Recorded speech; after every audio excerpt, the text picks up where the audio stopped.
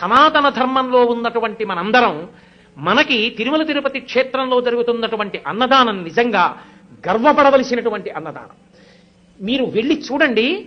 అక్కడ ఇప్పుడు ఒక పెద్ద గోడ ఒకటి ఆ నిర్మాణంలో వచ్చింది. ఆ గోడ మీద ఒక అద్భుతమైనటువంటి చిత్రాన్ని రూపకల్పన చేస్తున్నారు. సలహాలు ఇమ్మని కోరుతూ పుస్తకాలు పెట్టారు. అక్కడ శ్రీశైల క్షేత్రంలో బయలుదేరి త్రిపురాంతకం వచ్చి, త్రిపురాంతకంలో బయలుదేరి మహానంది వచ్చి, మహానందిలో బయలుదేరి అహోబల క్షేత్రం వచ్చి, అహోబల క్షేత్రంలో బయలుదేరి తిరుమల వస్తాయి.